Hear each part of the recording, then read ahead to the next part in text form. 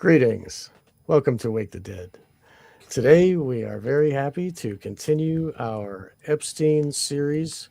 Uh, Everybody's looking at Epstein, and we're going to be taking a different angle. We're going to be looking from a different way of looking. All three of us, have dissected many films in the past, and this one was actually a delight after last week's Sallow. This one was a pleasure, and it was very good. It was a great idea, and it really talks about power and the way that power is utilized, and the way that human slavery, all the things that Epstein we've been getting into with Satanism of the Epstein files, and we are joined with co-host Hans Utter from Resonant State and our special guest, William Ramsey of William Ramsey Investigates. Welcome, guys. Thank you, Sean. It's great to be here. Yeah, thanks for having me. Great to be here. Well, we still have electricity. I was telling people, like when I was in Delhi University, the students from Nagaland, they used to go, they brought their blowguns and their bow and arrows. They'd hunt dogs and squirrels and roast them on the dorm roof. So we may be ready for that. Not dogs. I love dogs, but I'm saying you may have to start eating like friggin' squirrels if they keep going, because everything we've talked about in this journey, we are at a pretty potentially crucial time. And so appreciate what you have, man, right now in a beautiful day. But anyways, blink twice. It's great to be back with you guys again. I think, Salo is a lot more hardcore, but I think Blink Twice also is a great expression of the whole Epstein universe. And so really ready to get in there and just will say one thing, the red hibiscus flower. So actually that flower is sacred to the goddess Kali, which actually represents feminine power. So it doesn't really have a negative connotation. It's sort of the sense of the female spirit, killing the evil guys or whatever. But just throwing that out there. So look forward to this show. I'm really excited. Likewise. And just a spoiler alert, we are going to ruin it for you. So if you haven't seen it, turn this off and watch it. I actually found it to be watchable. I enjoyed it. Most of the stuff that comes out of Hollywood, I don't find that entertaining. But I found this, I thought the acting was good. And it's fairly recent. I think that's why it ties into Epstein, this whole notion of taking people to an island and this kind of debauchery. So really a kind of a hellfire club, I think, tied right in. And it's directed, for people who don't know, so I think the first directing film by Zoe Kravitz, who is the daughter of Lenny Kravitz. So I think she's around. I think she's been in other great movies. I think Batman or something like that. Or maybe she was, I think her dad was in Hunger Games, which seems accurate, apt. But I think she's in this kind of environment of like going to galas and celebrity functions and all that stuff. I think she was a model. I think she's a good looking woman. But I think it's interesting that she probably has a lot of first person experience. If your dad's like a celebrity like Lenny Kravitz, she probably sees all these people. So I think she captured that kind of elite kind of celebrity zeitgeist of these tech guys. And for people who haven't seen the show, like the lead character is a guy by the name of Slater King, who's like a technate billionaire overlord. And he's at some celebrity function or something like that. And he invites these women to his island and things progress from there. But he has kind of an entourage. So that's kind of very also another kind of Hollywood theme, is these guys who are celebrities who have their entourages and the stuff they do and the rumors of what they do. I don't think they're really rumors. I think that these guys do. They have a lot of liberties with, so to speak, with some of their admirers. And I think that that's what this is. And that's what these women who go to this island reflect, is that they are kind of like the kind of people with parasocial relationships towards these elite people. But the film unravels and things happen over time. And there's a lot of times when it came to my attention through Epstein and through this stuff because of this notion of the perfume. Somebody said this perfume, which is a key function to the film, and you kind of see some of the stuff on the shelves of Epstein's stuff, like the surveillance room had perfumes. So many. I didn't see the direct connection, but clearly it's like some kind of symbolic connection between this amnesia. And I'll show in the slides that I have today. I will show that um, Epstein was interested in. There was tons of drugs around Epstein. He was knowledgeable about drugs. We've talked in earlier shows about his kind of connection to scopolamine and the trumpet flower that he grew at Zorro. And he was into mind control. Like he was more than just a kind of armchair person. Like he was really interested talking to other people in the kind of scientific world about these things, amnesia and creating, personalities from people who have trauma and things like that. So those are kind of the themes of this show, Blink Twice. And also like this notion of pictures, like there's huge amount of pictures and Polaroid pictures in the Epstein files. They're all redacted, but he clearly kept records like of all, he kept films and pictures and mementos of his trafficked victims. There's a lot of them. For people who haven't seen my kind of X feed, I posted one of them, one of the Zorro Ranch ones, and he's holding this girl like a bagged rabbit, which is also a theme in Blink Twice, or some kind of like game animal. Like he's holding her hair up and took a picture, and it's redacted. But on her shirt, she had something in Brazil, which tied a lot of people from Brazil who knew kind of Brazilian Portuguese. Like it was some kids show that she had some sweatshirt, and it went like I had 6 million views, and a lot of the people were posting are people from south of the equator in South America because it resonated. And that was probably one of the traffic victims that came from Brazil. And all these girls were trafficked from all over the place, like Eastern Europe, Russia, Nordic country, just everywhere, US, Venezuela, Brazil. Like we don't even know the totality of it because our government's terrible and doesn't represent us. But it really is incredible how like these overlaps and this kind of attitude of people. I don't know what Sean's doing, but this attitude of these people and the mentality towards their victims. And I think it's reflected in this film Twice. So I do recommend this film. Actually, I think people should check it out. It's interesting. The timing is perfect right before the Epstein files drop. So it's really something else. Well, I think a couple things that are important to note with this film is that it really gives a sense of when you look at all the networks of the fashion shows, modeling agencies, etc., where they recruit people and you think, oh, wow, I've hit the big time, etc., right? And you go through this. And so that kind of shows that process. But I think, I don't know if we want to do the sort of sequential plot analysis, but I mean, I think in terms of even the title, like Blink Twice, so that sort of indicates, I mean, in terms of blinking relates to continuity of consciousness, perception, blink, how you sort of,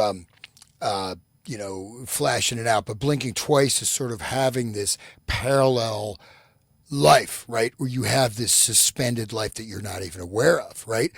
And the other thing is that scopolamine, to what extent was Epstein doing this? And to what extent were these things like this very much similar to this happening, and even including the murders and stuff? And so this could have been a very realistic depiction. And all, we can, I guess I'll say it here, we can extrapolate it, but another thing to look at, if you look at the broader contours of our extended discussion in terms of mind control, is that the protagonist had been there before and she forgot, right? And so this is, This is this shattering of memory, and this is also something that's happened to the population at large, right? And not to get too esoteric, we talked about that, right? The time, the different timelines, and you have the pseudo time, which is like the trauma time, right? And you get all these separated or fragmented memories or different selves that can be triggered, but they're completely boxed off and separated. So that's kind of a chilling aspect, I think, of the overall film. Yeah, somebody in the So comments said Lisa Bonet was the mother of this girl. So that's also interesting, tying to Angel Heart, which is really an incredible cult film. I think Sean's done the analysis of yes, that one. Hans was there too. We Okay, cool. we were Yeah. both talked to Brett and Thomas of Psyop Cinema. We talked about Angel Heart. We were invited by them, but it's fantastic and very satanic. Um, but people are in the comments are talking about the colors and the this poster here and the yellow like caution and the red like her red flower is like it's like the Venus rose and the whore of Babylon, like she was in the red dress and stuff. But this the main he's using a Polaroid camera. Now this guy's a rich person who could afford his own photo lab, to really. But this Polaroid was the beginning for uh like snuff films and home pornography and because you can't send it off to get developed by someone else if it's like blackmail or sexual, CSAM or whatever. So Polaroids like revolutionized. And then the home videotape, like that's where it started was Polaroid. So it's just want to bring that up. That came to mind. But yeah, this is a great film, actually. By the way, since when we're starting here, I was having trouble. My camera was messing up, but yeah, I think it's really well done, and I think Zoe Kravitz did a really good job, and it is timely, and it also goes along with the Me Too, that whole thing, of the way the power sucks in the women, you know what I mean, and they feel like they're obligated, and they keep silent and all that. Um, but the I do wish that there was a little bit more of a puzzle. I wish not all the pieces were shown right in our face. They zoom in on like, "Oh, okay," like, but it's a neat story and it's very interesting and there's very many ways that the drug gets into the people. Like there's the skin and then there's the snake and then there's the drinking and like it's funny how many ways that they get drugs into them, into the characters. It's really interesting. But yeah, this it's typical. Like it's something that if Epstein didn't happen, it'd be like, oh yeah, that's believable. It's totally believable movie. And now that Epstein is like revealing to us the truth, or the files anyway, is revealing the truth. Now it's like, holy crap, look how important this movie is. So I'm very glad that we brought it today, and it gives us a chance to talk about the evil of these psychopaths and what they do to these slaves, poor women. This is one of like a thing from one of the binders from Epstein, which is like just one screenshot of many binders that are all blacked out of all the photographs that he kept and kept in namesakes. And you can go to his uh, you know, some of his rooms and the closets, and they're just full of these binders that are filled with these pics that have all been blacked out. So he kept a lot of memories with this Polaroid thing. And I think the mention of color is really important because I think that everything was color coded through the film, I think intentionally. So red, blue. Hans mentioned the pre-show blue, green, and the yellow, and the smiley face. So it is interesting that the smiley face showed up here. Actually, I was on a show earlier today.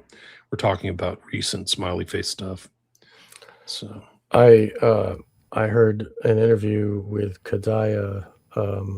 She's a survivor of this type of abuse by the military elite psychopaths, and uh, she said that just off the cuff, she just said, "Oh yeah, that smiley face was created by the cult to have as a trigger for people who have had the programming inside. So that's why the smiley face was everywhere on the bumper stickers and on the t-shirts, so that it was triggering and reinforcing the programming of these dissociative identity, multiple alter individuals that have been programmed with that specific symbol.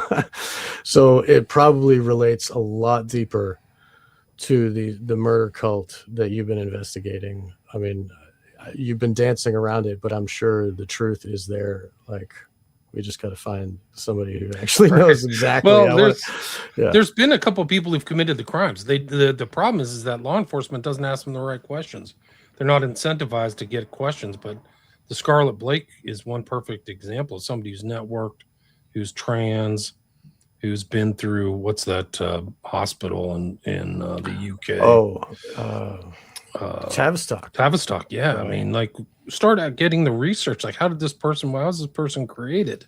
You know, and who's he friends with, and what are they doing? Like, he's clearly involved in like cat murders and stuff like that. So, dude, what a total opposite of a normal person. It's just like, you know, and they created them on purpose. It's like a golem that they just created this thing to go like to do chaos. Yeah, it's crazy. Still sick. Okay, all right.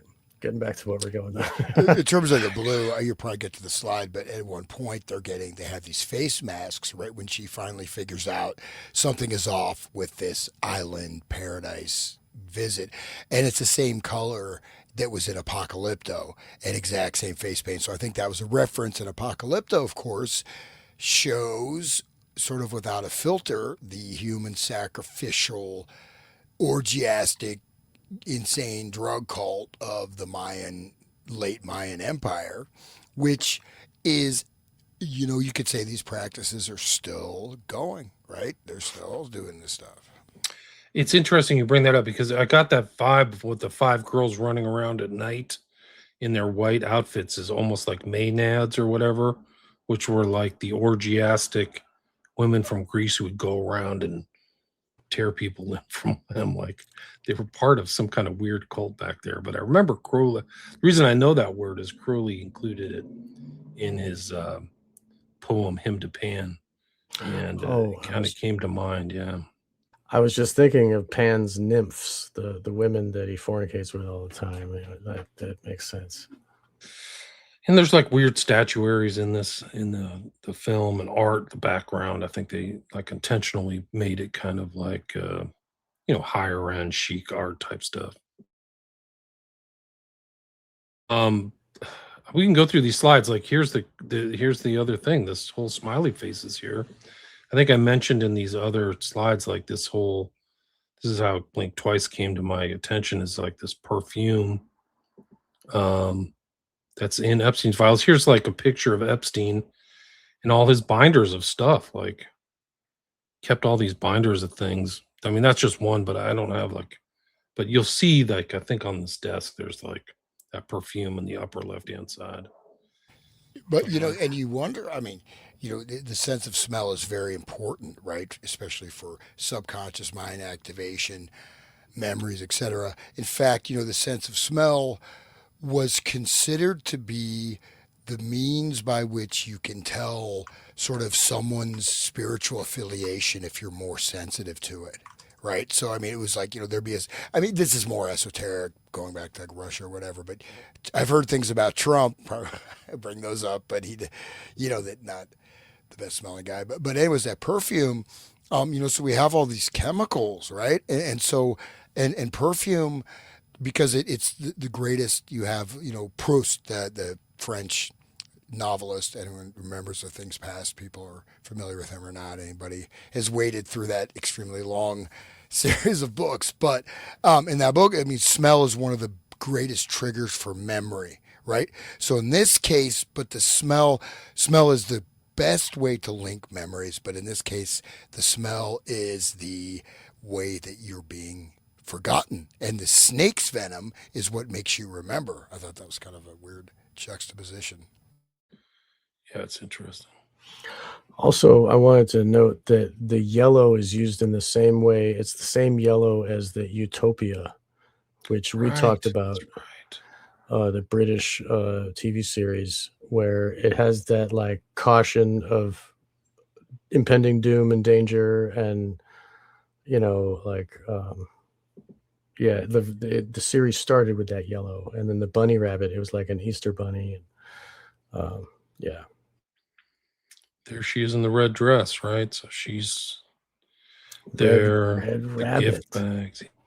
Shoot, right, the rabbit too. Like that's sorry. I just blurted that out. No, but it is in there. I mean, it's like there's symbol, right? So the rabbit isn't the rabbit in Alice in Wonderland that goes Yes, down. So that's like a theme, a motif of like these one pill makes you large or small. These right, drinks they take and makes them change their sensibility. right. Oh, Yeah. and by the way, those bags, there's I counted them when I was watching it. So the center row is 555. Each of the side rows are 666. So each has 666, 555. Whatever. I don't know if that means something per se. They look like monoliths standing up on their side like that. Like they're just a bunch of monoliths. But anyway, yeah. But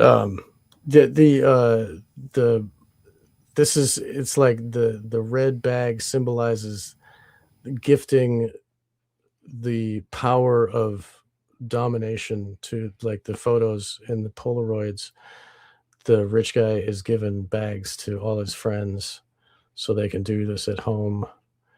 And yeah, we'll get into that dude's mind and his also later, I guess.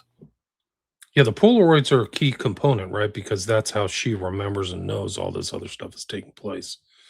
Like she's exposed to that once she goes into the kind of main mansion. This is the kind of witch woman who's like with the snake making the sign of silence. So you'll see this through the film a couple times. It's kind of Masonic hand gesture. It's funny that Polaroid is like an ephemeral image. Like it doesn't last very long, like a real photograph does. Like a Polaroid will fade over time, uh, but it's more concrete than these people's memory. They're relying on this ephemeral thing on paper because their mind is even worse. Like they, even more destroyed than less, like even more ephemeral than it's interesting. Just one thing about the lighter is that what I noticed, which I thought was a bit odd, I guess, and still towards the end, like even when they're still doing their catering job or whatever, when she supposedly first meets the tech tycoon, her friend asks, "Oh, can I borrow your lighter? Oh, just give it back. I should write my name on it." And then the same thing happens, and so they're always borrowing her lighter. No one seems to have a lighter except her friend Tess. So it's really foregrounded, right? I mean, maybe subconsciously for most of the audience, but it's definitely brought up quite a bit in the script. The light is the spark. The light, like they're all in darkness. They don't have it, but Jess is aware. She's the one who understands first. She wakes up first, right? So she has the spark in her head, like of awareness, while the other ones like are seeking for light in the darkness. It's pretty good. I like it. There's the perfume. So that's like Jeffrey Epstein's place. There's the lighter, smiley face, yellow, which is always associated with that smiley face too. There's like the discovery sequence.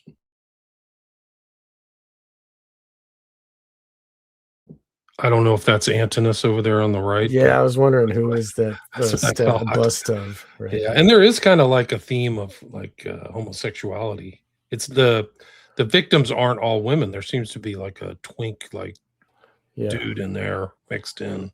yeah, he's the Bob Weir of the group. That poor guy, he gets the stuff also, so he doesn't remember either. So who knows what they did to him too, They do show him being raped at one scene, and Yeah, he was getting like they weren't actually doing the pushing, but yeah, he was It's getting suggested. grabbed on It or was chased. At suggested, least. Yes, it yeah. was suggested, right? I mean, compared to Salo, this is pretty light. Like this is like like this is nothing. Anybody know what desiderenia means? I don't know if that's a reference. I don't know what that word is. Desideria, maybe? Is it Desideria? an N or an R? Yeah. Don't know. Head of David sculpture. I don't think Desi. I don't think that's David. I know. I mean, it's definitely not Michelangelo's David. That's for sure. Desi. Just some interesting files from Epstein.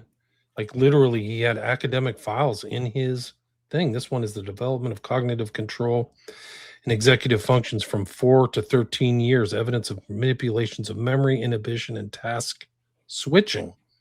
Like this is high level stuff, but it's about manipulation of memory. Like he's literally researching this stuff. I got this from the files.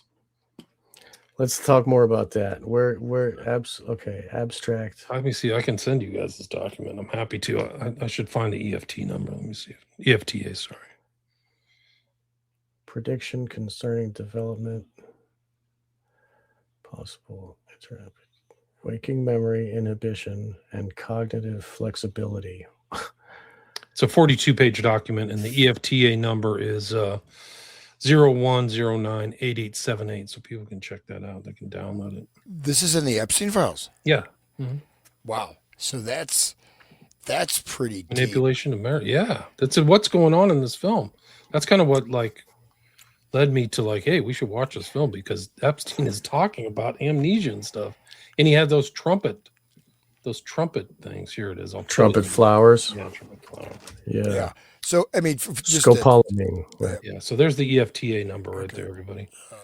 But so, I mean, this is cognitive control and executive functions. Okay. So cognitive control, executive function is your frontal cortex. If you don't have executive functioning, you could just be you're basically be like a zombie, or you're not able to set goals. But cognitive control, you have your mind is not your own, right? If you don't have cognitive control, you're just an antenna basically. And then evidence from, just say this is evidence from manipulations. So they are talking about development, and they're taking their evidence from manipulations of memory, inhibition, and task switching.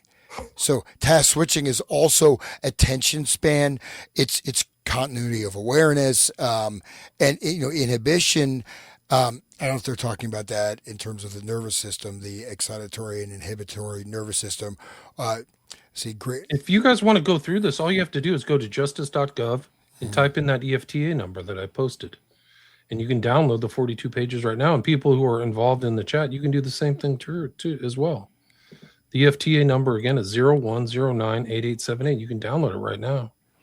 I think I have it downloaded. Want to go through it. Yeah, if you want to go through it, it's fine with me.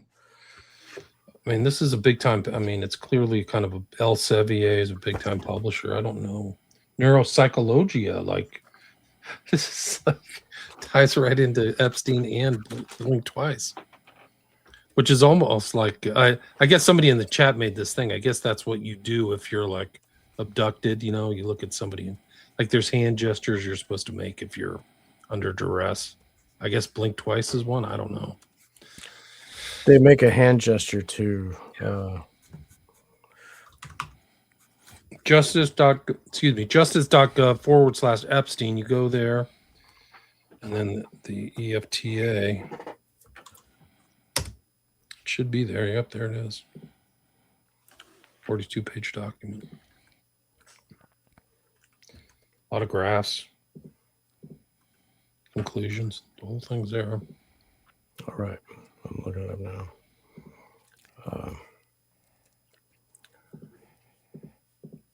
EFTA. Yeah, I mean, it's not. I mean, by in and of itself, it's research or whatever. But the fact that it's in the Epstein files makes it like okay, Right. But this isn't the only one, Hans. There's a lot of stuff in there like this. He had Loftus, right? Who is he had a whole CV of Loftus, who was on Maxwell's defense, and she's part of the False Memory Syndrome Foundation. Higher up, she's also part of that whole kind of arc of the scientists that are involved in Krauss's thing, which is it's not Terramar, it was something else, but she's involved as she's a board member on there, so she's affiliated with all these people who are on Rogan. Rogan is the nexus point for the Epstein network, man. It is really disturbing. But she's on there, and then also Ken Lanning, who's just the biggest baloney artist from the FBI, is also included in the Epstein files. Like, he has the rogues gallery of all these people who've just polluted the public culture referenced in all this information. So Lanning pops in, and what was the FBI agent who investigated McMartin? But he called Lanning like on par with like Crowley and Aquino was one of the most horrible people in the modern age for lying about everything.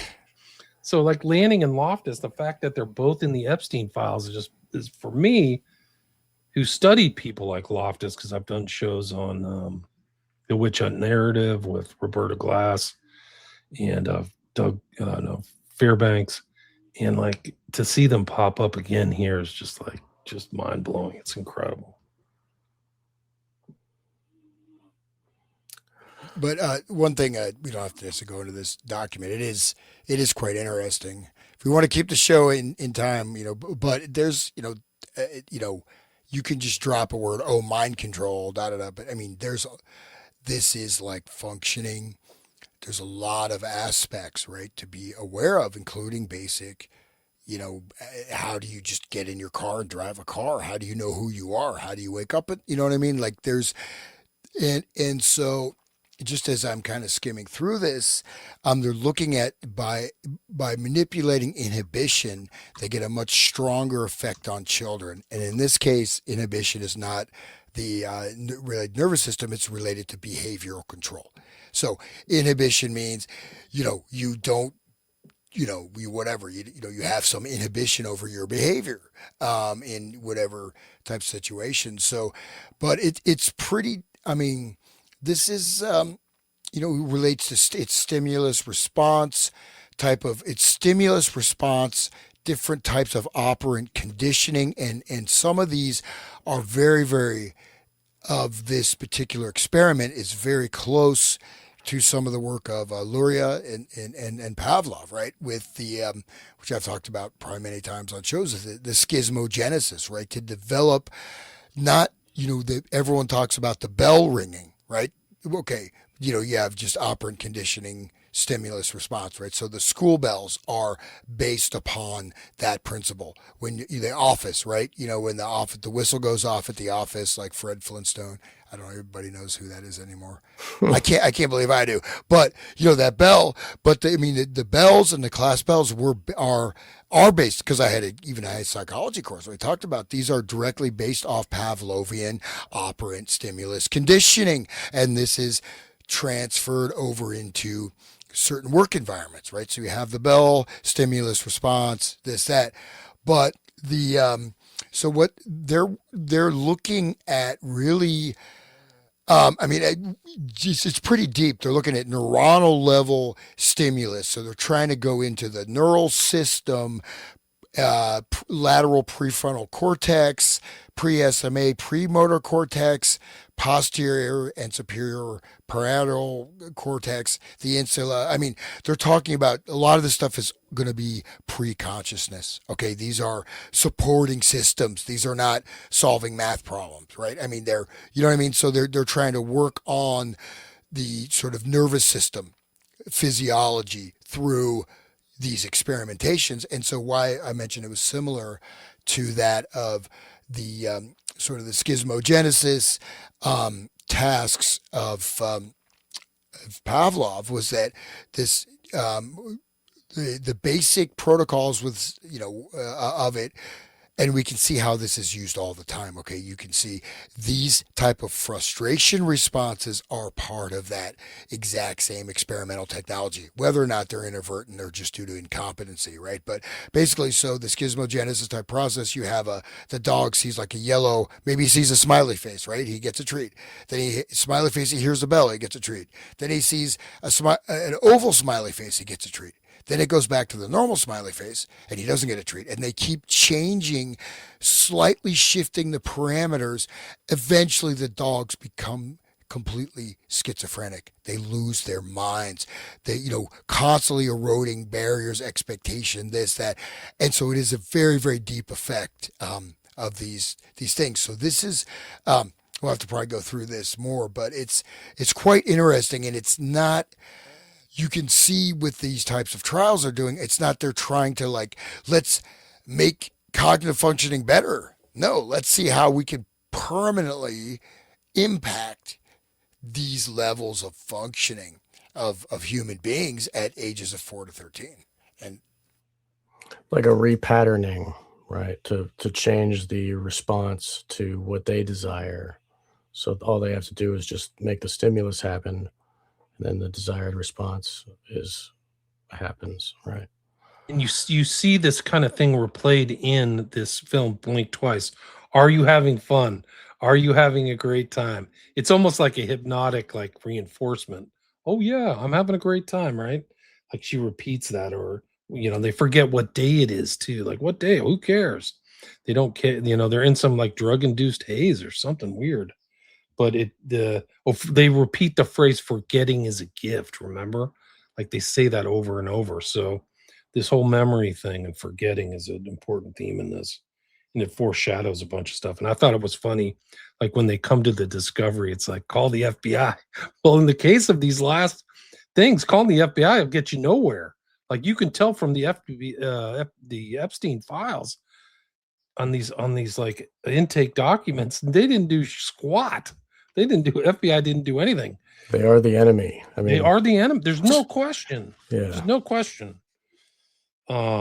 So it just kind of ties into this document. I think it's really interesting.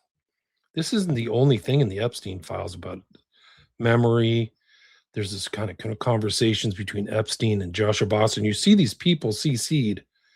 Joy Ito, I think, is from MIT, Nowak, Harvard. I don't know who some of these other names are, but like they're having this talk about like local. This is the materialist view of the world too. Like you tamper with people's brains, like they get into SSRIs too. But some of this thing is like there are many ways which we knock out denial as a coping behavior. We can increase awareness, familiarity, reduce the anxiety that made the denial necessary, e.g., MDMA. At the beginning, they're taking a mix of psilocybin and MDMA, right? That's the drops. Right. That's what It's they're called, saying. yeah, it's called candy flipping. That's what they call it. Candy flipping when you actually it's Blocking and hippie flipping lesioning because the it's mushrooms. amygdala. They're Hippie blocking flipping, and lesioning the amygdala. They're tampering with the brain. That's what they're doing. right? It's the same thing in this document. And the serotonin, like the MDMA is like a serotonin component, and it also has like oxytocin almost. So they have like this bonding, which is integral for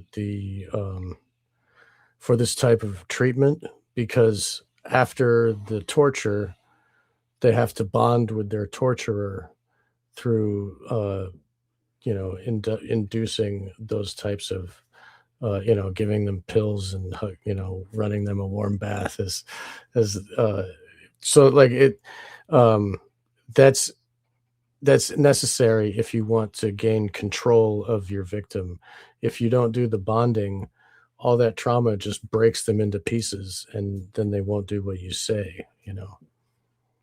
yeah, and there's I did a show just on this EMDR, which is the rapid eye movement, right?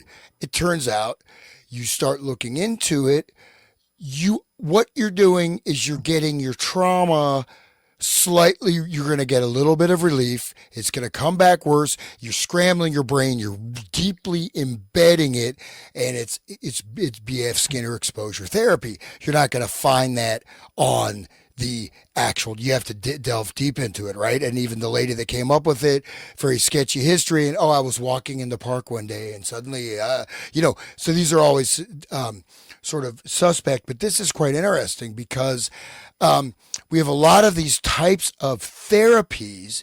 So I think to parse this, you know what I mean, from what's written in this document. So the benefits of deception. What are the benefits of deception? And they're talking about, defect in the restrictor. They're talking about, in a sense, it looks like they are gaining an advantage, maintaining a coherent self-image, coping and forms, lying, omission, etc. Um, so there's an intentional behaviors, but then self-deception. Agent knows that the content he has taken himself is not factual, but self-deception is what they want to use deception for their subjects, and they're trying to condition this process, and this is how they are doing it to make the denial necessary. Well, maybe this is something really bad, and there's a reason there's a denial, right? Or you're getting a message from yourself that whatever, you know what I mean? But they're trying to overwrite this, right? They're trying to overwrite this process. So I think the self-deception could even be looked upon as from the Marquis de Sade that, oh, it's your role to be my slave. And I have, and this is your happiness. And you are deceiving yourself if you think it's otherwise. But just to finish up here, but we can increase awareness and familiarity. So denial is a coping behavior. So they're, I think they're trying to do something quite deep with the human brain. I don't know if we can parse it directly from this, right? But based on the context, okay, familiarity, hypnosis, LSD, psychoanalysis, reduce the anxiety, MDMA, benzodiazepines. So again, sometimes, these things, you're having these reactions because something is really bad that you're experiencing, right? You should get out of the situation. You should not continue to be part of it. You don't want to drug this very important mechanism out of your brain, right? If you don't have that, you walk in front of a car and get hit, right? But again, we go through, I'm talking about blocking the amygdala, blocking or lesioning the amygdala. So we're talking about brain scarring. Lesioning means you're creating brain lesions. Amygdala, fear. Okay.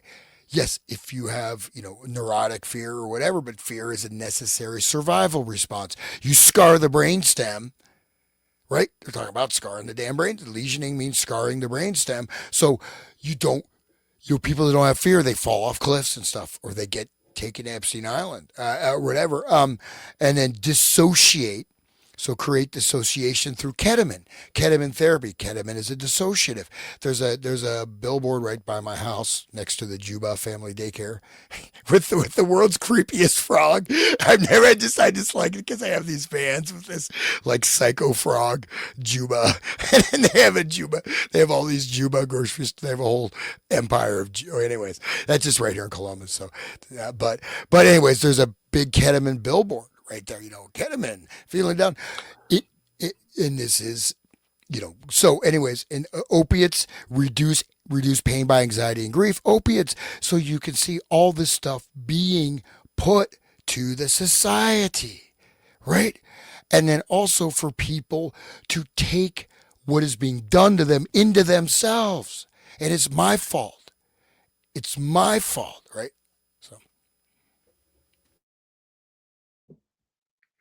This is the guy who had his own island. This is what he's researching with his old elite buddies. Like, it's incredible stuff. That's a picture of the trumpet flower. He sent something to Ann Rodriguez. I think she was she was the manager of the Zorro Hill Ranch. Asked Chris about my trumpet plants at the nursery. So he was nursing trumpet plants. He literally had a huge document on directed energy and mind control technology. So he's reading that EFTA numbers right there. Here it is to Joey Ito. I mentioned him earlier. He's at MIT. I think they kicked him out of it, but he's literally writing to Jeff. Jeff, you told me about the technology that you tried where they erase your short-term memory. Is this work published? Which lab is it, Joy? And then the response, I think, is, yeah. Many transmagnetic stimulation is the device. Much work done on using it for trauma, amnesia, etc. IMO. So they're talking about it. 2014. It's a smoking gun. This is exactly what the movie is. Yeah. Right? Can you go back one slide if you don't Sure. mind? Let's see. Wow. So this is quite It's right there. directed. The EFT number is EFTA 00262811. This is a long document too. Yeah. No. This is And okay. you read it from the top. It says hundreds of pages in the Epstein files describe government and mind control experiments. So you have to see Epstein as something like this guy Slater King. Like it's more than just like sex trafficking. He was involved in all kinds of stuff. List of symptoms: anxiety, insomnia from graphic imagery of rape and abduction. These girls are abducted. They're not. They're against their will. Like they're manipulated. Isolation from family, constant stress. The whole story. Yeah. Yeah. I think if you don't mind, I'll just read just that paragraph because Yeah, I go just ahead. okay. Go ahead. So EMF and RF government and military technology. Solinov, sophisticated radio frequency technology designers for government and military sources. Government and police targeting of an individual 15 to 50 years of age. Unusual disturbances in the home. Victim family members. Victim family pet dog. Ruby, I'm not sure. Okay, refer to timeline, refer to file 14, government EMF and RFF tech. Suspicious activity of altered states of mind has been recognized or recorded during the set of targeting and presents itself in the form of the use of highly developed classified technology to conduct human experimentation on the human mind in the form of satellite and radio frequencies being used to affect an interface with the electrical impulses of the human brain and being conducted by the government targeting the victim and her family, as includes military services, the highly sophisticated, developed, and designed technology. So I can't read that. Lavishing the use of radio frequency and satellite frequency was discovered and revealed during a contact with the company. Slovanov, representative name, contact, Sanka, phone number. There's a phone number there. Development of JC Innovations involving the development of software, of products and designs involving GPS tracking systems. Wow. It was also revealed through contact of a mentor of the Venture Dorm program. Okay, that sounds nice. With an employee of the Adelaide University Division Nevalate Studios involved in development of technology involving NASA and artificial intelligence, the application of recording keystrokes of mobile phones. Joseph Caesar also revealed the intellectual property theft current develops of JC Innovations, okay, etc. But this is quite deep and stuff. Of course, I've been talking about for a long time, but it's we see like exactly electromagnetic frequency interference with the brain, using keystrokes, using GPS on your own phone as a pinpointing device to target you with satellite and radio frequency neurological manipulation. Right there, man. That's probably how they were playing Phil Collins in Cappy's head all the time. That's beside the point, I guess. But I mean, think of the gang stalking you could do with that kind of thing, Who knows? I'm sure that the gang stalking is experimentation, right? Of all these Yes, technologies. exactly, right. Yeah. They're the guinea pigs. It's a 235-page document. Let me bring it up. There's just so much information. I got almost 90% of part 9, the one that's incomplete. I was able to find a very good torrent download. I put it on my X Twitter, but maybe I can post it again. Here, I'll post it here for the chat, people that are here. This is like a strange document. It covers a lot of different pedo groups, so like We Know Franklin scandal or some of these other ones. But there's a big one in Australia called Kadena, and there's a lot of those docs are in the Epstein files. So like he has a whole, I can pull that up too. It's not quite pertinent to blink twice, but just incredible. I mean, it's just, you just the horror show is off the charts, but like he seems to be reading a lot of like really noited stuff, dark stuff, and like, I mean, these are elements of it. Depends how much. This seems to be a document from Australia, but Solanov, like, I mean, it's right for you, Hans. This is like Russian researchers. Solanov, sophisticated radio frequency technology designers for government and military sources. Like, we could just do a whole show on this one document. Targeted individuals, elites. It's like ties into that. What was that woman you had on who was talking about the guy in Australia who was a controller? What's her name? That was Fiona Barnett. Fiona Barnett, yeah. She wrote Eyes Wide Open. She's a powerhouse. She's great. Yeah. She also talks about the Alice in Wonderland programming too, right? Yes. Yeah. So Yeah, that ties into this movie. And Anthony Kidman was part of this same type of experiments that were being done on children. SRA, MK Ultra, all that. She called it MK Delta. Was what she was talking about mostly. Did she think that he killed himself? Epstein? No, Kidman. Oh, no, she believes he was murdered. Oh, wow. Okay. Yeah, he was because Fiona, who was under his control, got free and started causing trouble for them. So because of her book, she believes that he's no longer alive because of what she did and what she said. Because it's his fault that all that stuff came out. Basically, he's responsible. And there's I don't want to. I'm not bad mouthing this lady. I mean, I think she did a lot of great research. Her name's Ramona D. So she was like a literature background in Boston, and she started talking about the stuff she got electromagnetically targeted and stuff.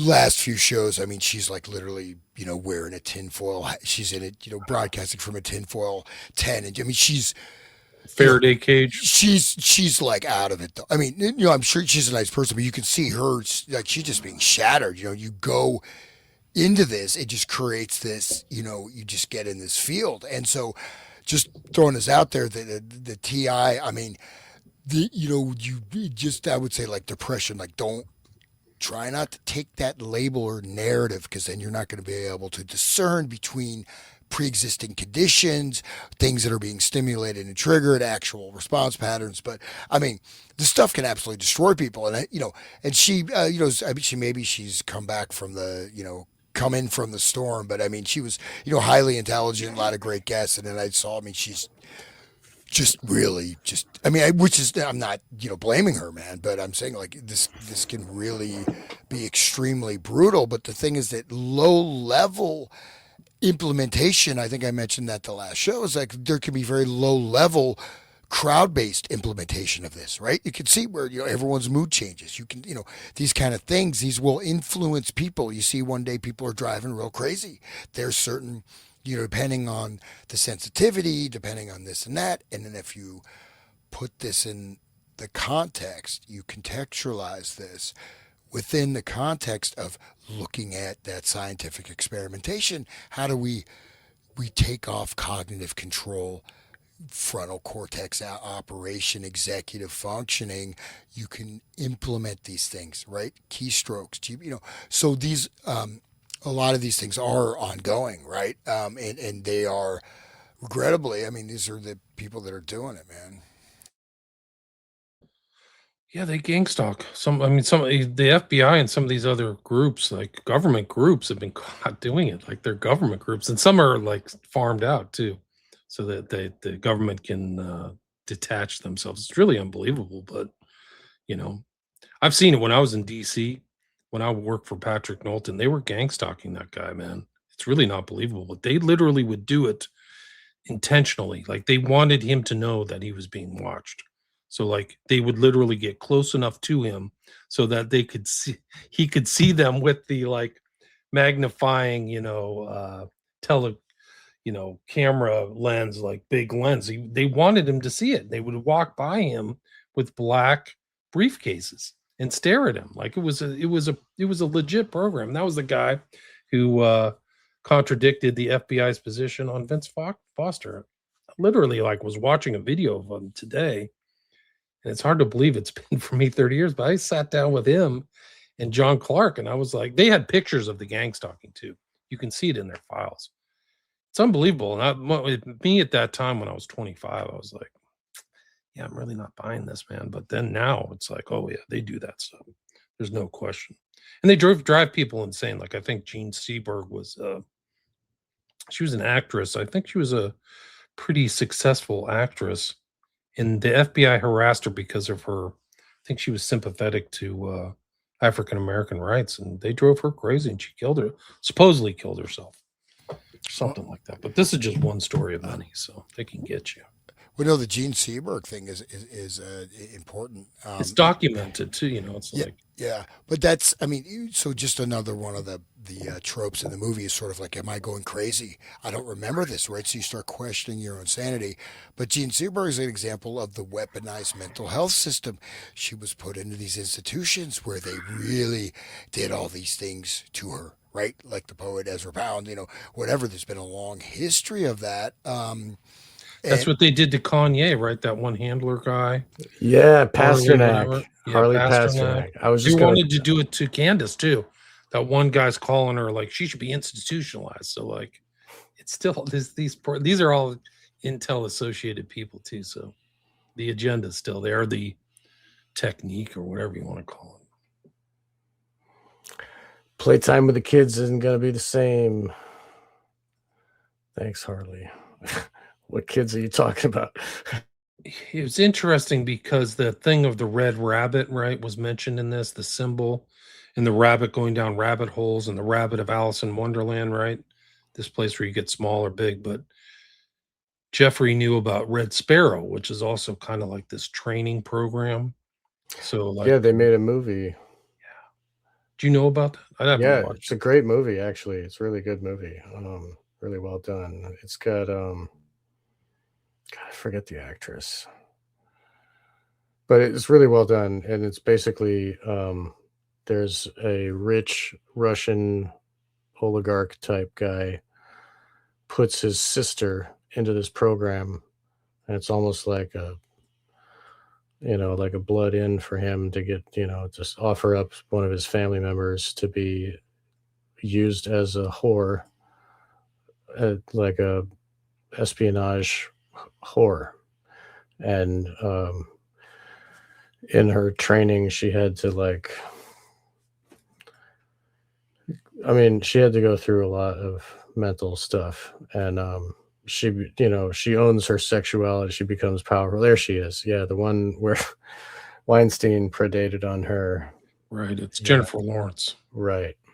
Yeah. There's Charlotte Rampling was in this, so that's a tie into Angel Heart and Oh. Lisa Bonet. So Right. and Epstein. So these guys, Epstein's keyed into this stuff.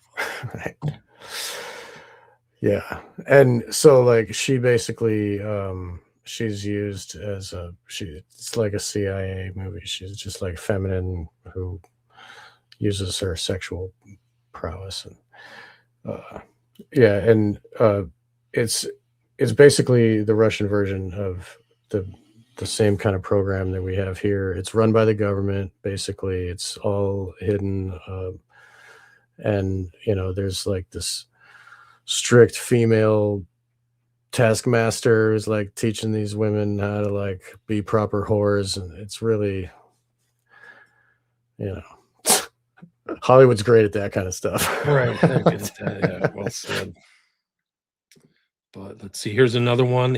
Epstein is aware of SSRIs, turning off critical thinking. I mean, he's writing this. Most biological systems work on default. Inhibition stronger, taking your foot off the brake, getting more juice, adding the gas. SSRIs add gas. It does not deal with the prevention of the brake going on. It's complex. Adding more gas make love stronger by forcing a higher brake pressure. Well, that's, I mean, and look at again, you know, the hackable animals, right? Yuval Nova Harari or whatever, and these guys, these clowns, these satanic, you know, these satanic monkeys. They're the ones that aren't human beings. It's not us, man.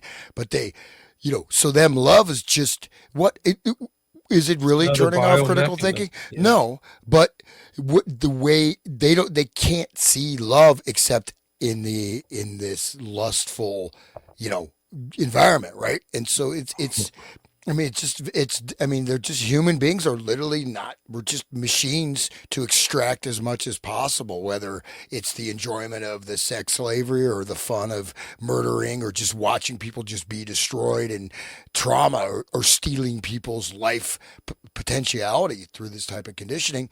They just enjoy it, you know, and Just like in Sallow, when that poor young girl was crying about her mother, they all got up and they were like, "Wow, look at her cry!" Yeah, they that's what they love. That's like that photograph of the Rothschilds party in the 70s, and there's a bunch of series of photographs from that party.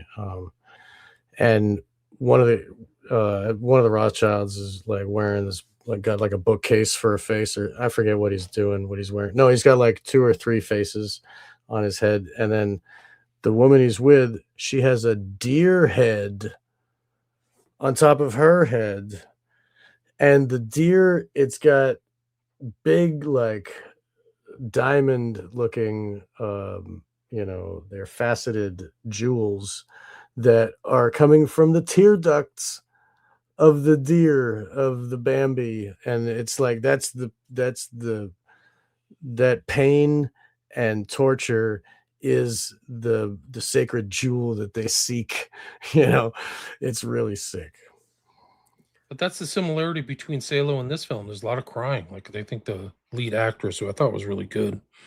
I've never seen her before, but like there's crying.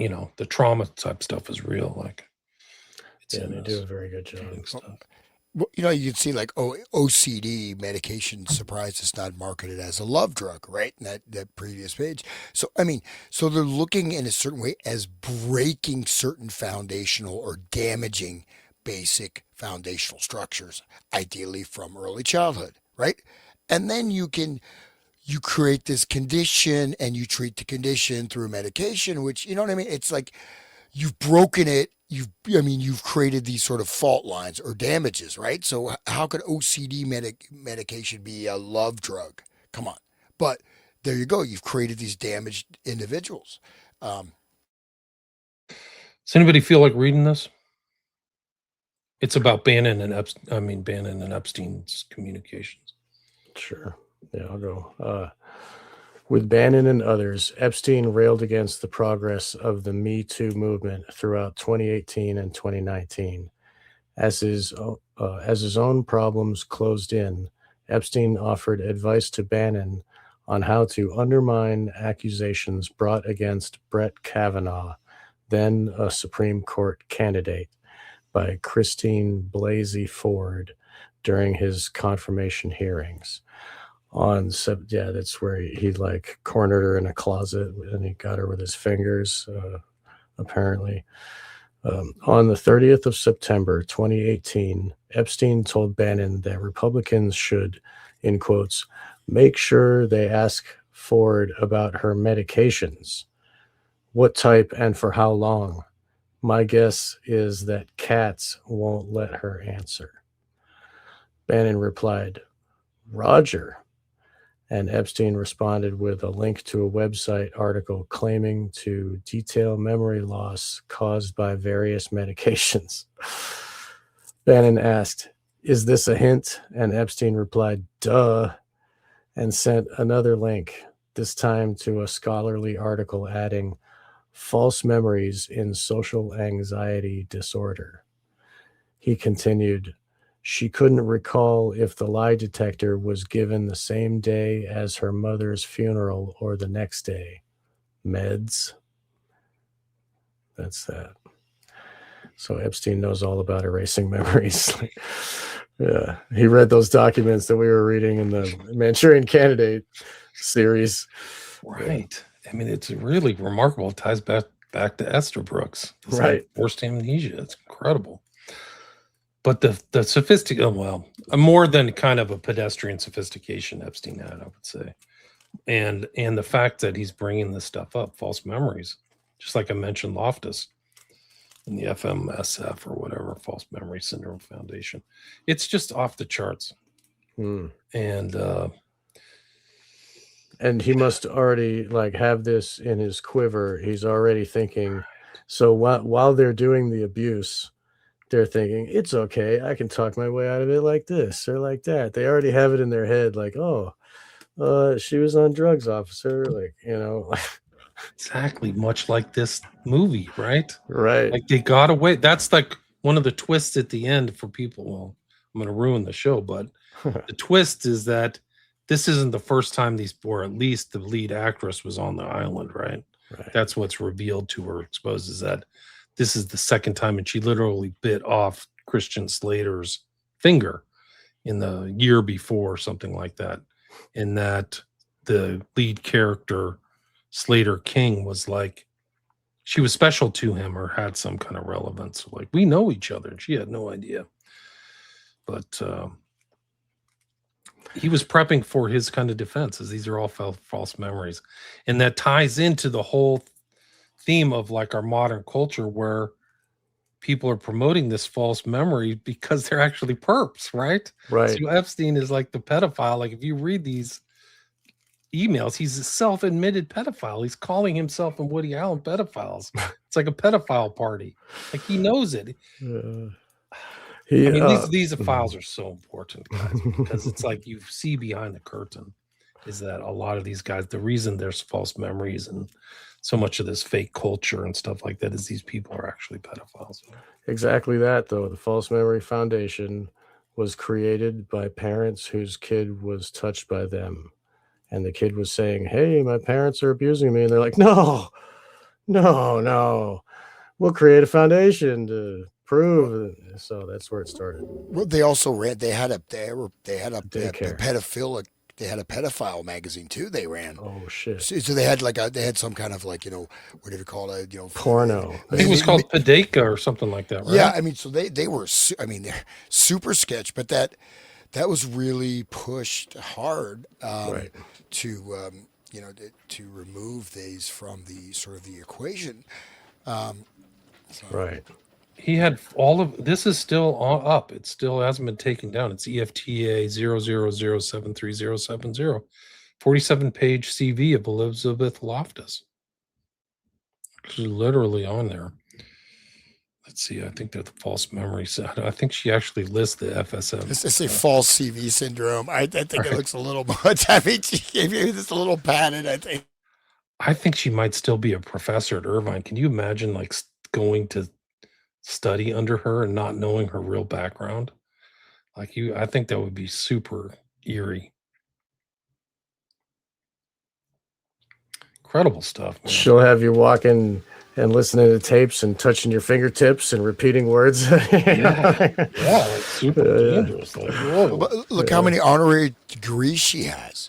Nice. I mean, why does she have so many honorary degrees? She's got like 10 of them, man. I talked to Colin Ross, who wrote the book on like the CIA doctors or whatever. I can't remember what he said about her, but he said something that like she was really sketchy.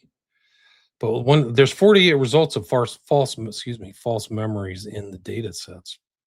So you can see like this, like Loftus is describing it, false memory. So he's clearly studying all this stuff. Gail Goodman, I don't know who that is. Can create a little false memory with the evidence of a person's mom said something happened in a Photoshop picture. Loftus has a study involving a training camp in Washington State run by a psychologist experimenting with waterboarding. She set up situations where they interrogated a soldier. With a bright light shining at them, people shout questions. Later suggest a different person did the interrogation. Then people have errors in a photo identification. Dude, literally using their perception of events. So I mean, they're doing waterboarding. Of course, people know. I mean, that creates the sensation of drowning. It's one of the worst tortures.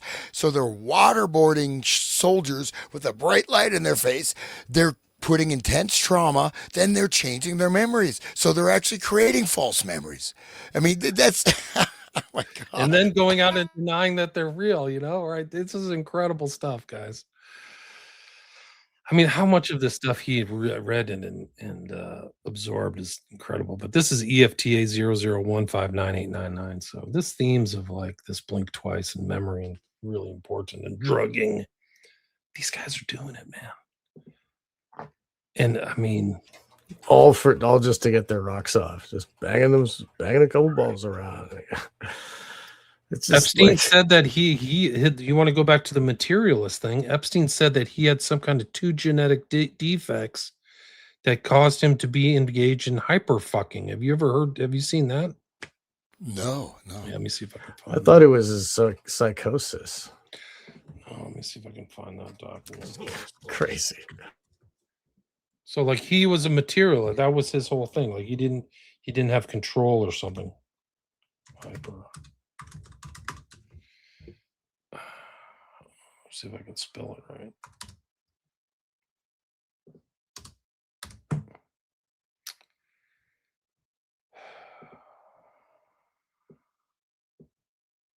Can you see that? Yeah. Yes, I'm Jewish. 650 relatives, all Jewish. 10 different spellings of Epstein. 3, I have 2 recessive genes that cause hyperfucking. That seems like bullshit. That's what he wrote. Yeah, and I've got a gene that makes me want to drink alcohol. Right? You got the my weed last name smoking is gene, Irish. John. Yeah, I know. I can't resist it. Yeah. Thank God I got that instead of the alcohol one. Have you? I don't know. I mean, why is this person redacted? Like this is like evidence of the cover up. They're not talking about any criminal stuff here. So why this is part of the cover up that they started in March 2025 when they brought out I just want to re-emphasize this. When they brought out those lame white binders at the White House, the cover up had commenced. So that was part, and they were redacting heavily from that point before the EFTA was even passed in, I think, November 2025. So they spent that time. And if you remember, Bondi was slow rolling it. I've got it on my desk. It's not that important. We're trying to protect the victims. Total lie. Total provable lie on Bondi. She's in real trouble because she said so many things on the record as her role that it's going to get inverted once if we make it 3 years. It depends. I mean, they know what they're doing because time and things are going to pass and hopefully people will forget. But they're just totally involved in deception. Simply. Well, you notice here though too, he's talking about he's talking about hyperfunking in mice, and I'd like to know if it's reproducible. So he probably wants to pass this on. Remember, he's making his genetic super army. But just better a bunch of chicks with dicks too. Yeah, right? Yeah. but I just throw this out there, a heads up for everybody. I mean, be fully aware that we are on the closest we've ever been to an actual nuclear war ever. I mean, and it could happen at any moment, and they're pushing. I mean, we are really at a crisis, and this is the same group of people that is doing it, and they are not. It looks like they're not slowing down. So it is very serious. I mean, hopefully, it'll be okay. But I mean, there's going to be repercussions. But I mean, it looks like they're just trying to bring down the whole civilization. I mean, I look at it like Trump is sort of the game theory bull in the china shop. Personalities mapped out, very corrupt, this and that. Okay, put him in this situation. He's just going to keep going. You know what I mean? I think there could be agendas even above those of Trump and Netanyahu. And that's because it doesn't serve anybody's interest, right? But I mean, they already bombed, Dimona. They bombed the Navras reactor in Iran. Iran is hitting back hard, very hard. And so Trump said, by tomorrow night, they're going to destroy all of Iran's, power grid. Well, guess what? Then all Middle East countries are uninhabitable, period.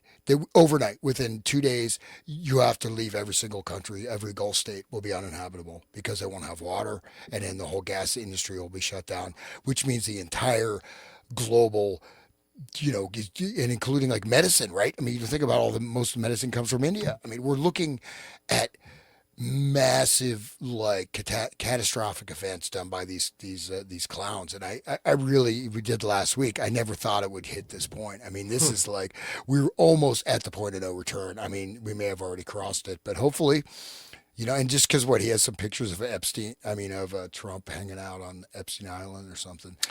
Well, it may be even worse. I mean, there's that one thing where Trump had sex with that porn star, and he said to that porn star, "Wow, that reminded me of Ivanka." Do you remember that one? Oh no. Yeah, you haven't seen that one in the files? Let me pull that one up. Of course. And those pictures are a bit, they cross the line between over parent and daughter. Like, they're a little too handsy, in my opinion. Let me see if I can find that one. And then Ivanka is like the gift that he gives to Kushner. Yeah. Kushner starts the war. Right. And the Kushner is very tied to the whole Epstein network. Leon Black, his dad, his brother. Have you ever seen the picture of Kushner with Black and Geffen and all those guys? Yeah, you showed it last time, I think. Yeah. Okay, Yeah. I mean, it's a giveaway. Like, whoa. I also posted something about Kushner, who's like, yeah, I don't know anything about foreign policy, but Trump told my father-in-law said, how could it get any worse? Like, you literally put a freaking idiot. He's a Nepo kid. He's probably, his daddy paid him to get into Harvard. He's obviously not that smart. They're actually making fun of Kushner in the Epstein files. They're making fun of him for being an idiot, Epstein and Bannon. Okay. But something put him there. I mean, if it's not his bloodline, it might be his occult hierarchy levels. Like Jimmy Savile is just some goofball on TV, but he gets to be right next to the King of England. So like, we can tell that behind the curtain, he is much higher on the scale than just a lowly DJ. When they're in their robes, he has like a higher place on the pedestal. Well, Kushner, like his father, was a major financial fraudster, criminal, and personal friends with Netanyahu. So every time Netanyahu came to the United States, he stayed at Jared Kushner's house, right? But he was a major financial fraudster, pump and dump. But they're also major participants, funders of the Chabad Lubavitch movement, which is tied into Zabbatai Zevi. It is the Lurianic Kabbalism, whatever. It is tied directly into. It's sort of the happy face. It's the sort of the underground occulting of a lot of Jakob Frankism. So that's kind of, and that's where all this end of the world stuff is coming from too. That we're about to possibly experience. And we're all Edomites. We're all the memory of Amalek. All that stuff. Some of these like rabbis, if you listen to them talk and their opinions, it's crazy. But this is the one where this is between Richard Kahn, who was just actually deposed by Congress, and in the subject it says porn star. Trump said I reminded him of Ivanka after sex. So Trump's having sex with porn star, and then he's done, and he says that reminded me of Ivanka. Like, WTF? Like, imagine like how how much of a psychopath does he have to be to not only rape his daughter and then rape the porn star or whatever, I guess she said whatever, and then to think it's appropriate to tell the person that you just abused that, oh yeah, that's just like my daughter when I abused her. Like, and that what is the psychology? Why would he say that? Even if he did do it, why would he say that to her? It makes him feel better. Like, he wants to hear his own voice. Like, it's just crazy. Crazy. I don't know. It's all very strange. But, yeah, they're just a different psychology, I guess. I can't wrap my mind around it. It's incredible times, just like Han said. Tomorrow will be very interesting, guys, because that's when the gas prices will hit and the reverberations through the markets. 20% of the liquid natural gas being taken offline is an enormous tax on the global system. That's already what's happened. So a lot of the stuff is already like the gas is moving around, so it hasn't quite hit the. They've raised prices, but the actual effect, it takes about 2 weeks, and so the war started 3 weeks ago. So eventually, it'll just like people be like, wow. I mean, this is going to cause It's the deaths of millions of people. Period. I mean, in maybe not in the United States, but definitely in Europe. Europe is going to be starvation at a certain point, right? If this doesn't stop very soon, they're going to be out of gas. They're not going to have fertilizer. Lower classes in Europe are going to starve to death. Asia, Pakistan, Bangladesh, even Korea, Indonesia, Malaysia, these countries, I mean, people are going to starve to death because of this. I mean, literally. I mean, this is going to potentially kill millions of people. And he's just go right ahead. I mean, it is so enraging, man. This guy is such. I'm trying not to swear, but just such a fucking buffoon, man. And he's such a absolutely moral. I mean, he's an imbecile. I mean, even if you want whatever strategy you're doing, but I think is it possible he's just lost his mind, or else he's just. I think he may be completely insane now. taking down the tower, man. It's all part of the plan. He's the Yeah. trumpet taking down the tower. You gotta get rid of the old to make way for the new. You know, he's getting rid of the old. He exhibits things that act like he's out of his mind, and I think that it's part of the influence op. Like it's almost like a cult op where you totally isolate people and then you control them, because he doesn't get his information from a variety of different sources. And this is a video of that kind of confirms that. Listen to him talk here. It doesn't make any sense. You don't see a good picture of his face, but this is in front of the press gallery in front of the White House. Have shown that MAGA is essentially unified behind you, as are Republicans when it comes to Iran. There's been reports that the United States might be sending 2,500 Marines to the Middle East. Are you concerned that a move like that could potentially change the unity? Well, I don't know. I seem to have great support because CNN came out with a poll today that I'm at 100%. And they said they've never seen a poll like that. The CNN poll said I'm at 100%, and they've never seen that before. Which is an honor. I was impressed that CNN would do that. What? That's scary, dude. He thinks he's at 100% for something. He doesn't really specify it. I'm at 100. He may think that he's at 100% with the American public. I don't know. That is crazy. Well, just to say now the possibility, like I've alluded to, I'm just speculating, but I mean, if geostrategically, okay, now you do have, there was an attack at Al-Aqsa Mosque. That's the Temple of Solomon, right? This is a Masonic, you rebuild the Temple of Solomon. So that's one undercurrent. The other thing, obviously, United States is basically, you just did the whole thing. You do the shift in the grand strategy. China becomes the hegemon of the world. Because basically he's destroyed the United States. I mean, American empire is gone. Sorry. I mean, it may limp along for a couple more years, but not too long. Like the prime minister of Japan, he's like, oh, she's like, why didn't you tell us about the attacks? Oh, you guys should know about surprise attacks. How about Pearl Harbor? I mean, he literally said that and Japan is like totally fried. They get almost all their oil from there. And he said that, oh, don't you remember Pearl Harbor? But I mean, 1 hour, 6:44 p.m. he tweeted, we've won, they're totally gone. 1 hour later, 7:44 p.m., you have 48 hours, we're going to wipe out all of your energy infrastructure, which means basically I'm going to cause the destruction of the entire energy infrastructure of most of the world. God. Some people think he's saying that stuff because he's manipulating the markets. I'll go ahead, Right. Sean. I'll pull up this video.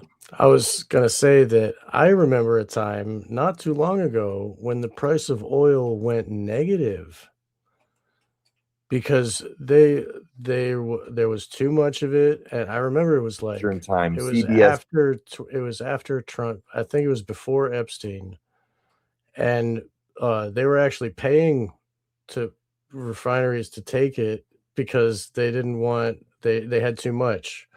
And now, so like the people that were creating this mess, they were able to buy oil at zero. And then now it's how much? 100, almost 200 a barrel. So just think of that.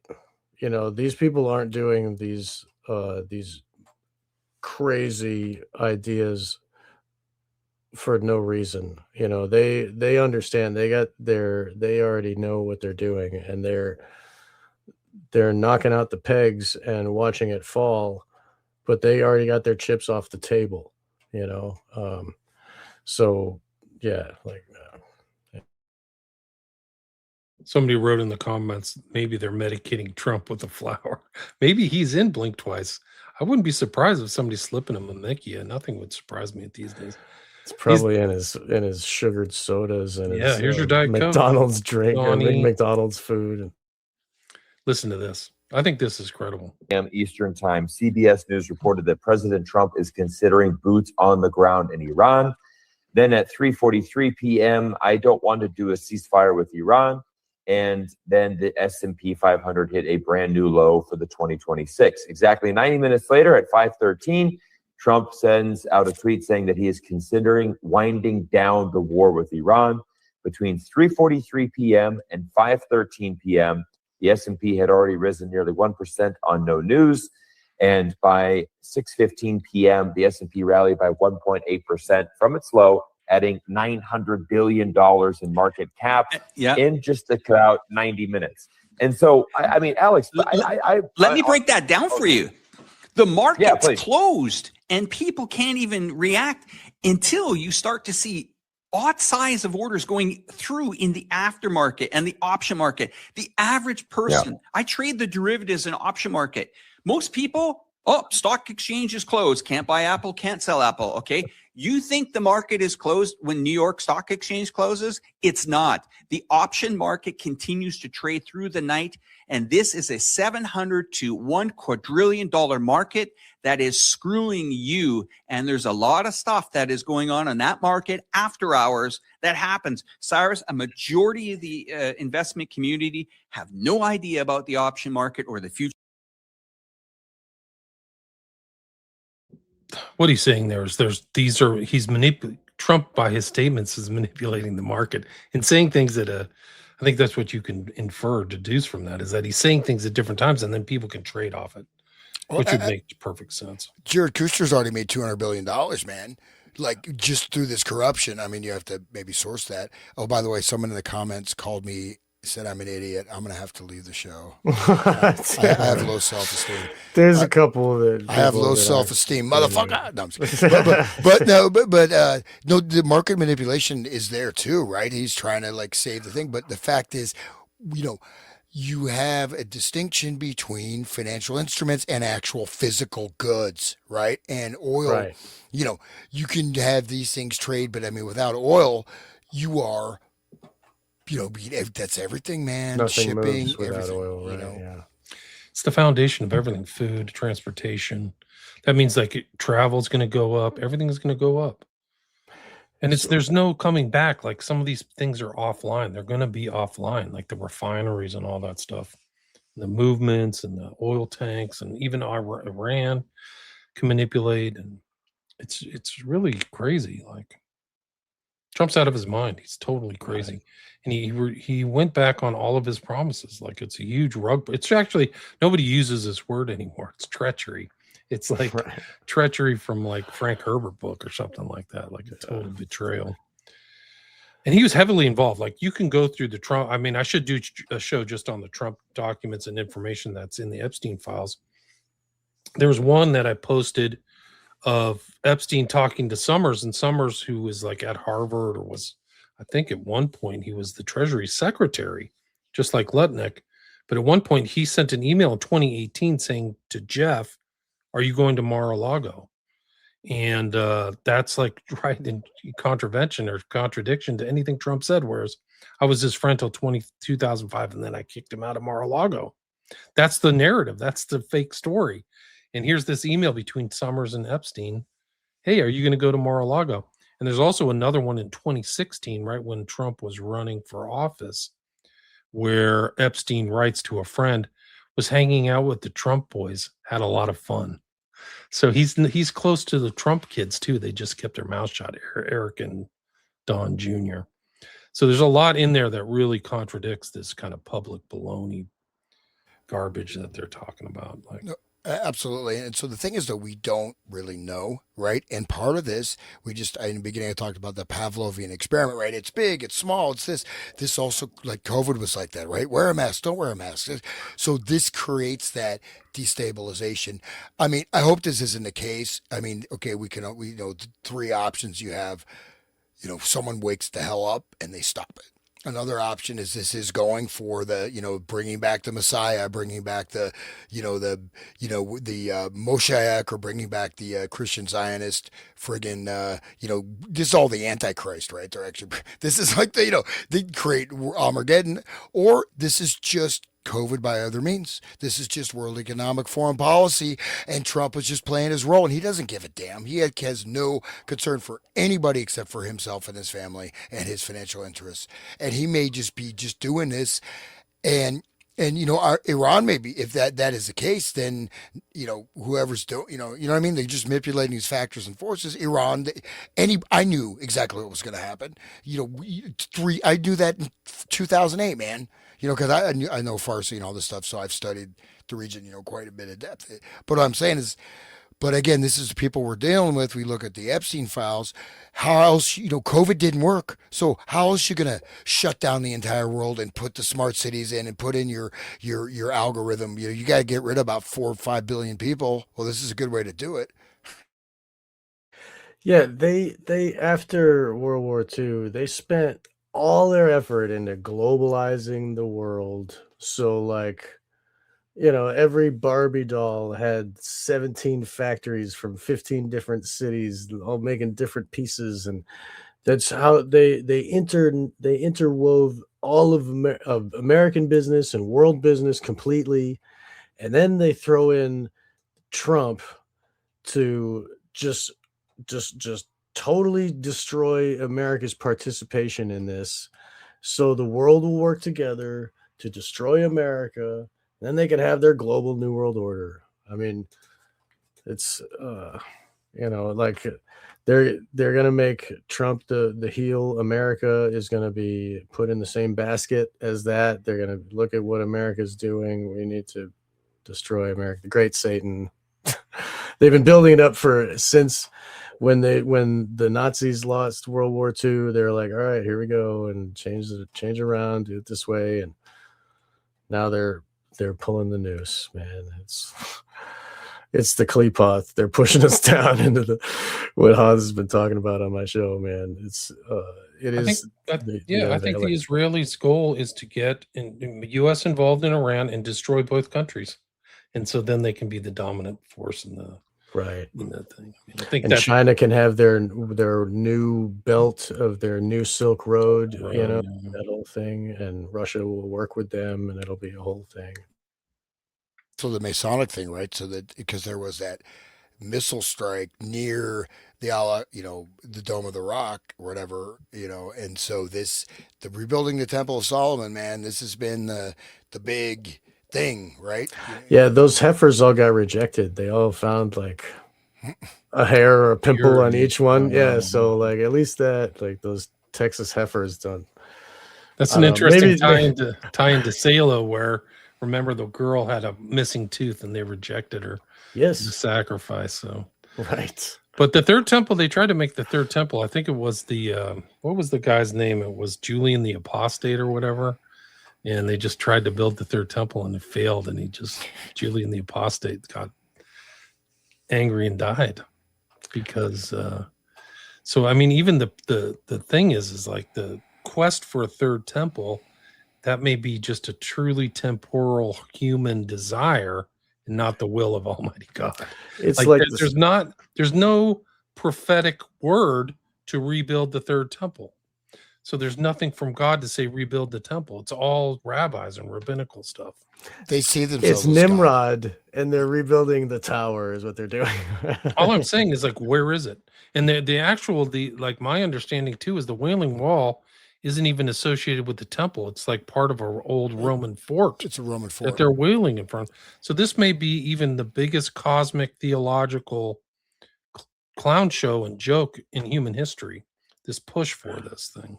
No, when you do the Wailing Wall, they're having sex with Lilith, the demoness. So when they hump back and forth, like Trump goes to the Wailing Wall, that's actually you're having sex with a whatever. I mean, literally, that's what it is. That's what the It's a ritual is mock. for. Yeah, it's a ritual, right?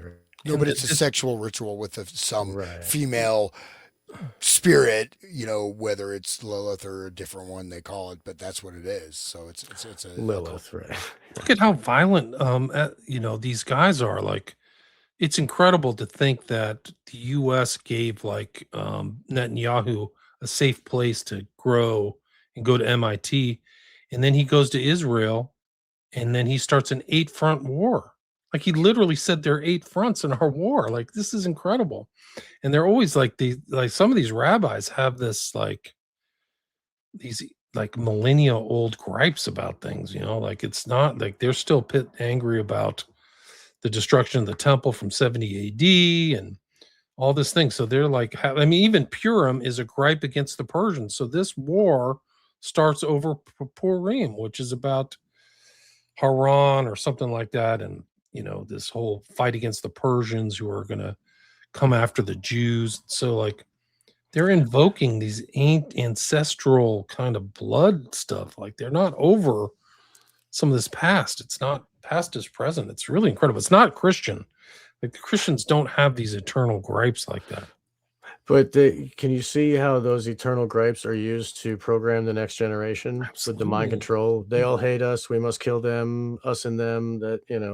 They're about to get us. There's another Hitler on the thing. Are you a Hitler? Are you an anti-Semite? Is it in your genes? Like, they literally, there's a significant proportion of Jews who think that it's like Epstein, where it's in your blood that you're an anti-Semite. It's not a critique of your behavior or something. You're just a natural anti-Semite and it's in your DNA. It's like, whoa. Like, that's the whole thing, is like, you're talking to people who may not have the same kind of rational faculties that you think you have. Because you're the one imposing all this stuff on me. I barely even think about it, to be honest with you. Like, I'm more worried about paying my rent, taking care of my wife and kids. Like, you're the one who brings it up all the time, like some kind of schizo person. So it's like, this is like, whoa. So I wouldn't even talk to some of these people. I don't even think they're sane. They actually, I'm furious. No, but they have, if you look at some of their more esoteric stuff, and there's some books I really should have bought, right? I saw them, I didn't buy them because they're too expensive, but they're like some of these esoteric, they talk about coming from a different planet. They are not from Earth, and they have a different thing, and they talk about, and all this occult stuff, demon. I mean, this stuff is very Chabad and other things. It's still going on a lot, right? And so they literally, they think that they are from a different planet, and they're here, to take over Earth, and they collectively are a single organism that represents God. So their people themselves are God in their being, right? And so that's, or they're very satanic, if you ask me. They're worse than Muslims. Muslims think they're getting 70 slaves in heaven, and some of these rabbis talk about 2,800 goyim slaves. Like, they're all going to worship us from Jerusalem. Like, that's their worldly. These are incredible people, man. People don't understand some of these guys. They will never share them with you, their ideas, because people would be aghast. But whoa, this is not healthy, spiritually healthy. I mean, they do kind of have that many goyim slaves with all the, the evangelical Christians that want to help them and send them money, and all the people in Hollywood and all that mind control. They got a lot of people believing. That's actual scriptural. That's in the Talmud. So it says that. I get that. After the Messiah comes, you'll have 2,800 slaves, and then every other goyim will be killed. So only will be left. Everybody will have their own slaves, and everyone else will be killed. So only the slaves will be alive. That was right behind Epstein, right at his desk, the Talmud. So the goyim and stuff, and his attitude, and you can see it reflected in his attitude towards other human beings. He did not give a crap. They were disposable entities, and that's part of, I think, his whole network, is they don't even care. One of the interesting things that happened recently is the guy before Netanyahu was a guy by the name of Naftali Bennett, and they're at war with Iran. He's like, Turkey's our biggest threat. Like, wow, you're engaged in an existential war with another country, and you're bitching about Turkey. And that shows that the antagonism and violence will never stop. And it's against the whole idea of Zion being a place of peace. Like, you cannot call these people Zionists. They are peaceful. They have killed like tons of people in Gaza, Lebanon, and it's just off the charts. Anyway, we're at the mark. I want to wrap it up. But they're like sabotage Zevi and Jay Frank. They invert everything. So, ignorance is strength and peace is war. Like that whole thing. Anyway, that's actually like, we'll say one last thing. Like, so that the thing is, like the whole thing, redemption through sin. Okay, that's the surface meaning. There's quite complex Kabbalistic sort of energetic meaning you can look at as a way to kind of hack the universe, right? It's like a hack. Let's hack universal laws, right? So there's some there's some quite complex stuff in there, which it may not work, or else, we'll be, I don't know, we'll be back like, what is it? Planet of the Apes, man, here we come. Here we come, man. And Trump, he doesn't need, he just stay there. He already is an ape. So I'm just kidding. The black helicopters are coming.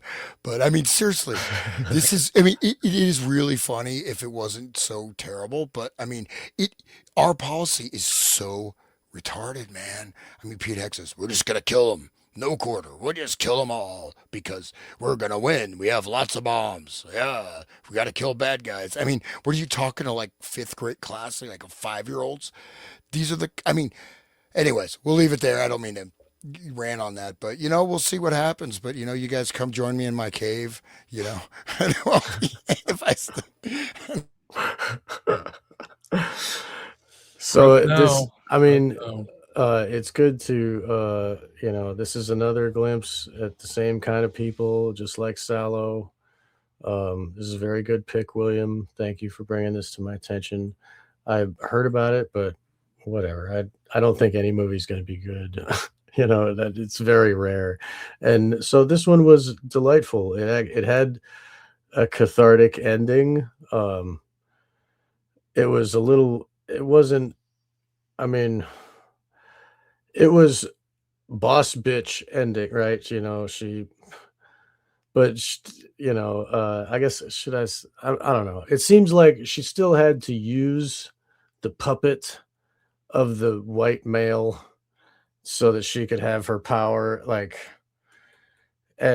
then you think about how many puppet white males are there in politics, and and who is the puppet master? It's Epstein. Ultimately, in the reality, the puppet master is the Epstein the people, not some boss bitch black woman who hijacks one guy's brain.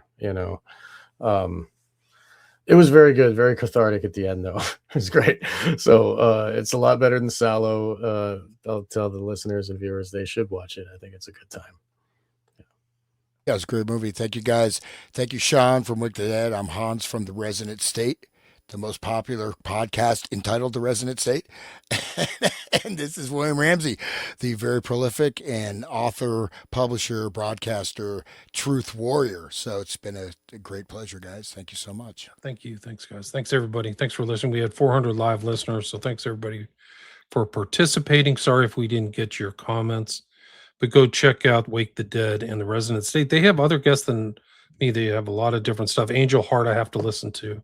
Really interested in that. That was a good one. We did some good research on that one. Yeah, and Fiona Barnett was on Sean. I think he did 4 hours with her. Yeah. And then there was one I saw. I listened to half of it with Hans and Steve DeLay, right? I think DeLay.